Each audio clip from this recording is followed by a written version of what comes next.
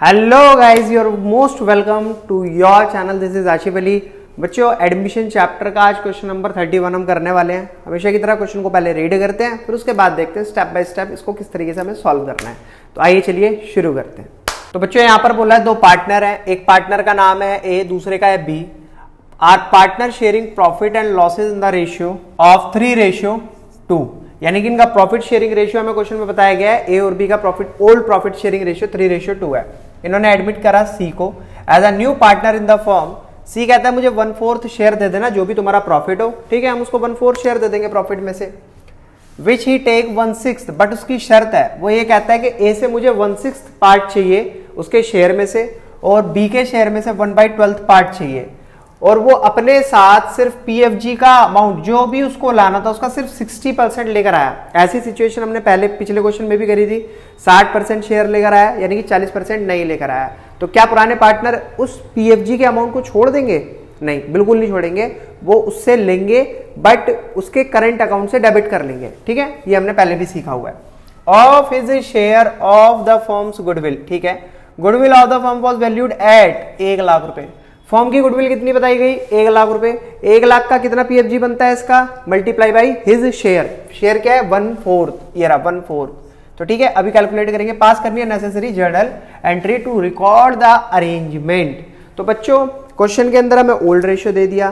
Question के अंदर हमें सी का शेयर जो भी वो चाहता है, जो भी लेना चाहता है वो बता दिया। सबसे पहला काम हमारा यहां पर क्या होगा? हमें कैलकुलेट करना है न्यू प्रॉफिट शेयरिंग रेशियो। क्या कैलकुलेट करना है? New profit sharing ratio. तो चलिए शुरू करते हैं।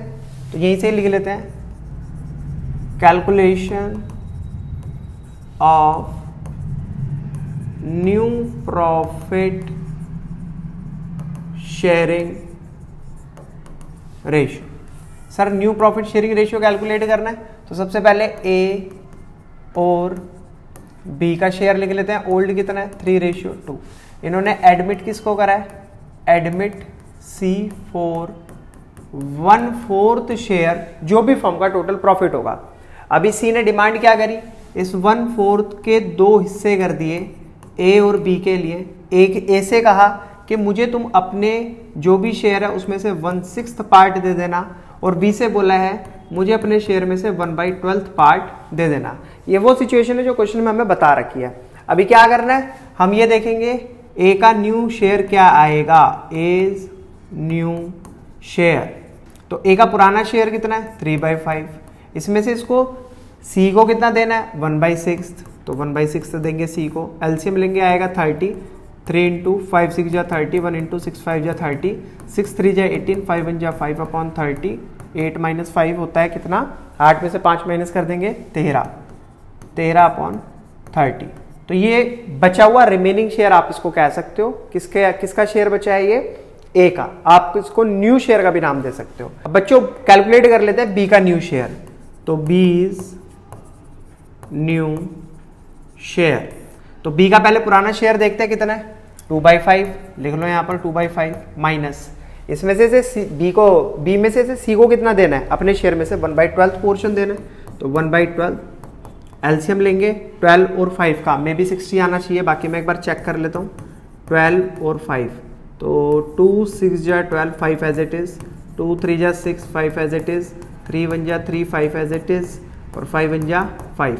तो 2 × 2 4, 4 3 जा 12, और 12 × 5 60। तो मैंने कहा था ना 60 आएगा, तो देखो 60 आया। 2 × 5 से 60 को डिवाइड करेंगे तो कितना आ जाएगा?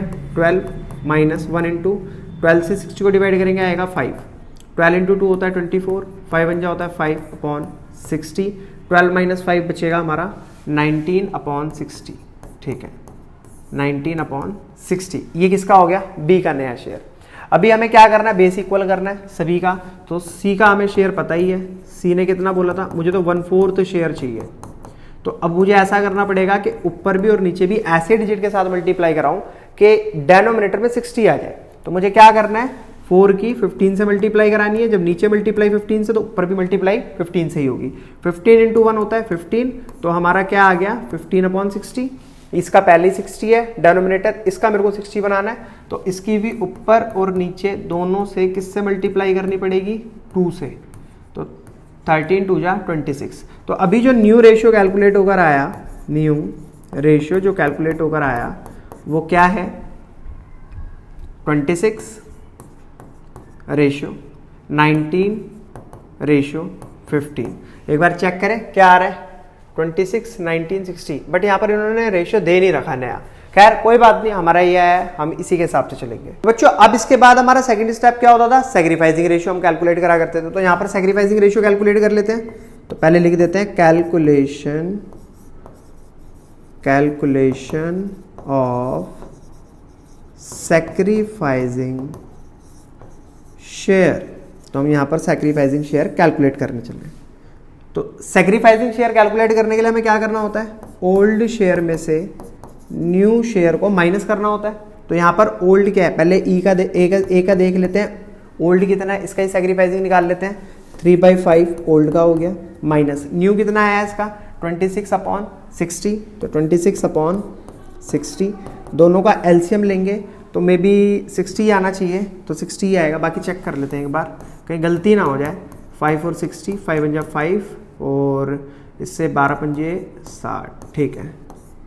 फिर 2 से इसको डिवाइड करेंगे, 2 6 जा 12 और फिर 2 से करेंगे 3 और फिर 3 1 जा 3। तो 5 2 जा 10, 10 2 जा 20, 20 3 जा 60, 20 दिया 60, ठीक है जी। एलसीएम आया 60, 3 × 5 से डिवाइड करेंगे 60 को, तो आएगा यहाँ पर 12 माइनस 26 × 60 1 जा 60, 12 दिया होता है 36 माइनस 26 1 जा 26/60, 36 में से 26 जाएगा तो 10/60, ठीक है जी। अब देखें इसको तो 1/6 इन्होंने क्या करा है, देखो जितना रेड्यूस हो सकता है कर सकते हैं। ऊपर 0 थी नीचे 0 थी, मैंने कैंसिल कर दिया, तो यहाँ पर इसका रेशियो निकल कर आया 1/6। इतना इसने सेक्रीफाइस करा सी के एडमिशन पर। सेम बी का भी कैलकुलेट कर लेते हैं। बी का ओल्ड रेशियो क्या होता है बच्चों, 2/5 हुआ करता था, तो 2/5 माइनस न्यू कितना आया ये देखते हैं। बी का न्यू शेयर आया 19/60, एलसीएम लेंगे इसका तो भी सेम आएगा, 60 आने वाला है।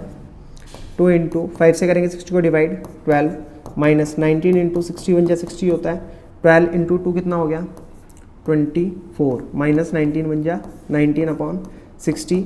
24 में से अगर 19 को माइनस करा जाएगा तो कितना आएगा 5/60।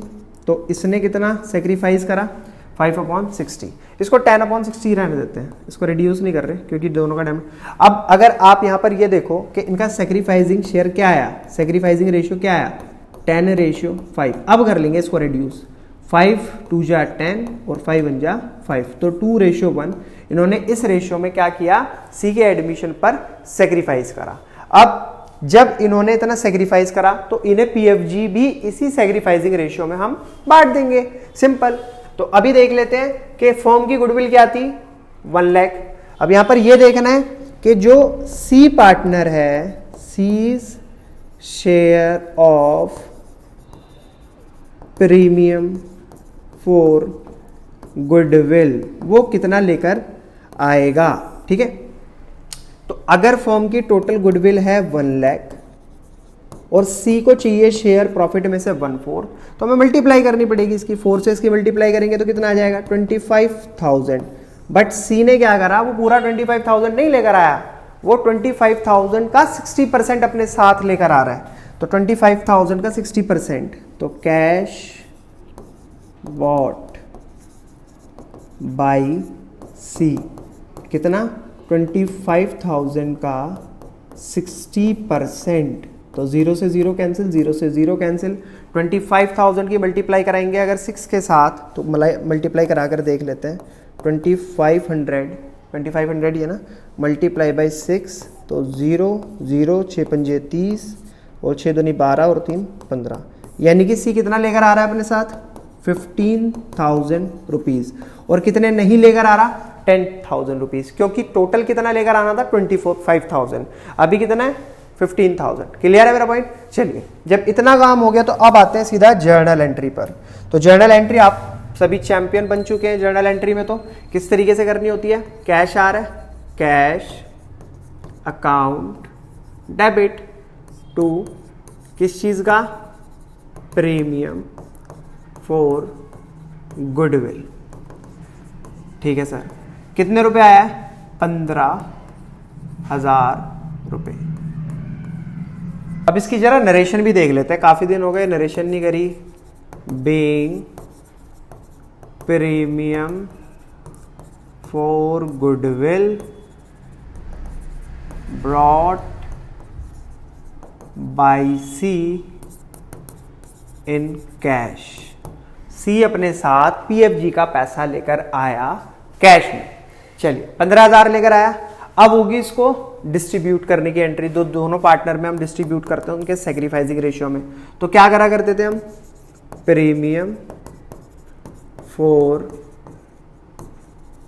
गुडविल अकाउंट डेबिट, और क्या होगा हमारा यहां पर, ये प्रीमियम फॉर गुडविल सिर्फ कितना लेकर आया 15,000, लेकिन लाना कितना था टोटल 25,000। तो वो जो बचे हुए 10,000 है वो कहां से डेबिट करे जाएंगे, सी के करंट अकाउंट से। सी करंट अकाउंट डेबिट, और ये कहां जाएगा सारा पैसा, as capital account to B's capital account, to B's capital account.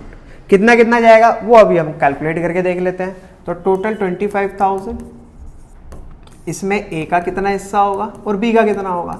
तो ए के लिए हमें क्या करना पड़ेगा, 25,000 की मल्टीप्लाई करनी पड़ेगी इनके सैक्रिफाइसिंग शेयर के साथ। तो सैक्रिफाइसिंग शेयर क्या था 2:1, तो मल्टीप्लाई बाई 2 अपॉन टोटल कितना हो गया 3। तो डिवाइड करें इसको, 3 8 जा 24 और 3 3 जा 9, 3 3 जा 9, 3 3 जा 9, समथिंग ऐसे पॉइंट में चलता रहेगा। ठीक है, तो अभी दोनों की मल्टीप्लाई करते हैं। तो 3 2 जा 6, 3 2 जा 6, 3 2 जा 6 और 2 8 जा 16। तो एक डिजिट इसकी बढ़ा लेते हैं क्योंकि पॉइंट में आ रहा है, तो इसको बना लेते हैं 7। तो 16,667 इसका आ गया, और इसको डिवाइड करने पर क्या आया था 8,333, यानी कि बी के हिस्से में कितना आएगा 8,333। तो बच्चों ये तो था मेरा पूरा का पूरा क्वेश्चन। एक बार आंसर चेक कर लेते हैं। पीएफजी 15,000 आया, ठीक है सर, पीएफजी 15,000 और सी के करंट अकाउंट से हमने कितने निकाले 10,000 रुपये करंट अकाउंट से निकाल लिए सी के, और इसको डिस्ट्रीब्यूट कर दिया दोनों पार्टनर्स में 6,667 और 8,333। मतलब इन्होंने दोनों अलग अलग एंट्री में करके दिखाया, मैंने कंबाइंड दिखा दिया, तो आंसर हमारा सेम वही आएगा। तो बच्चों ये तो था हमारा क्वेश्चन नंबर 31। आई होप आपको बहुत बढ़िया तरीके से समझ आया होगा। अगर क्वेश्चन आपको वाकई समझ आया तो प्लीज वीडियो को लाइक, चैनल को सब्सक्राइब जरूर कीजिएगा। फिर मिलेंगे बच्चों आपसे अगली नई वीडियो में नए क्वेश्चन के साथ, तब तक के लिए धन्यवाद।